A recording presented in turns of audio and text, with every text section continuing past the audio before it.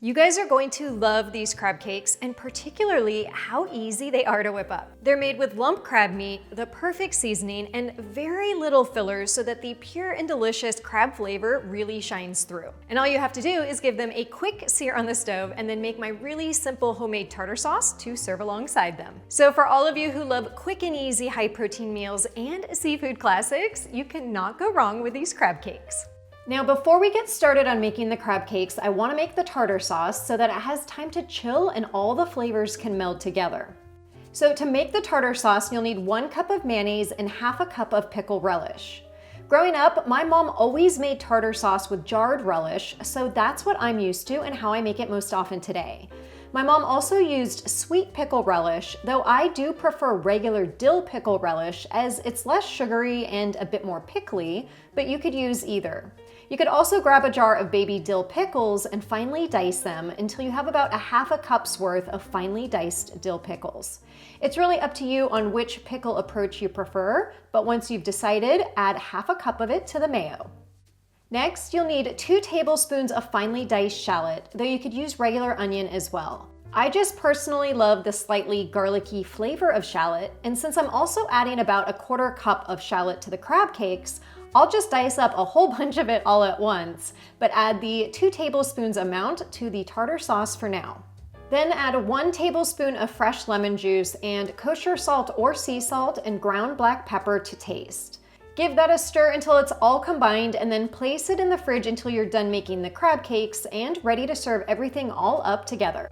So to make the crab cakes, add 2 large eggs to a mixing bowl along with 2 tablespoons of mayonnaise, 2 teaspoons of Dijon mustard, 1 teaspoon of Worcestershire sauce, 1 teaspoon of fresh lemon juice, 1 teaspoon of Old Bay seasoning. And if you don't have Old Bay seasoning, I have some tips for swaps on my blog post, and a 1/4 teaspoon of kosher salt.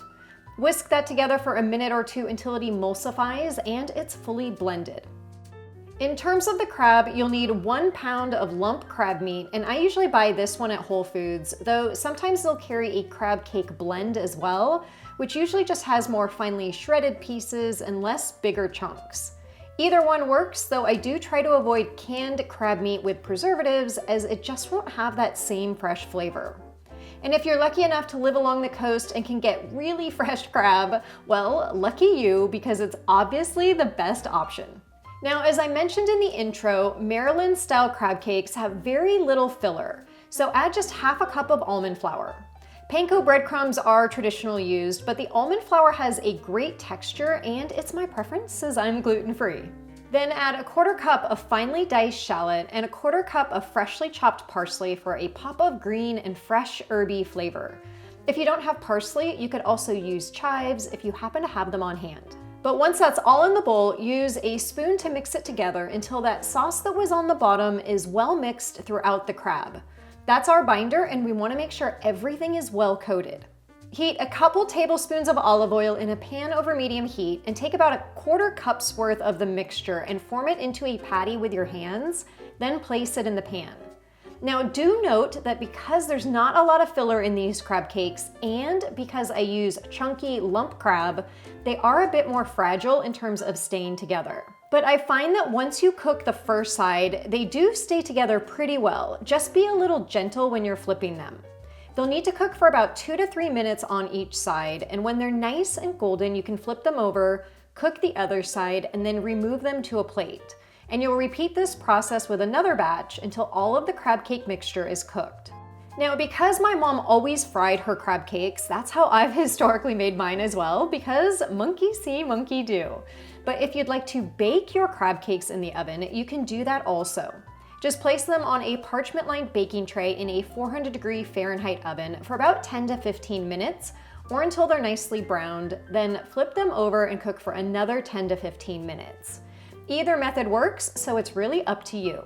When you're done, you should have these beautifully golden crab cakes, and I serve them up with a very generous amount of the tartar sauce because that homemade tartar sauce is incredibly delicious, and I like to dollop lots of it on the crab cakes.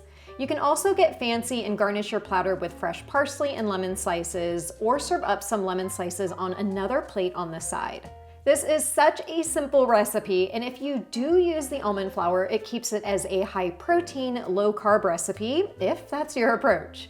I honestly do not count calories or macros. I just do my best to use good quality ingredients in my cooking and call it a day. These crab cakes are such a favorite of mine, and I was overly anxious to take my first bite, so much so that I forgot to squeeze fresh lemon on that first bite, but it really is great with a punch of freshly squeezed lemon juice, so I did not make that same mistake on my second bite. This is a recipe that I really have to stop myself after a couple of them because they are highly addictive and I can just keep eating them. Now, as I mentioned earlier, these are similar to my salmon patties, and because they are similar, you can meal prep them the same way. So if you do have any leftovers, you can put them into an airtight storage container, store them in the fridge for 4 to 5 days, or in the freezer for up to 3 months. This is a family favorite recipe, and it's especially popular during the holidays, so my mom is always requesting this right before Christmas. I hope you guys love these crab cakes as much as my family and I do, and if you enjoyed the video, make sure to give it a thumbs up, and with that, I will see you in the next video.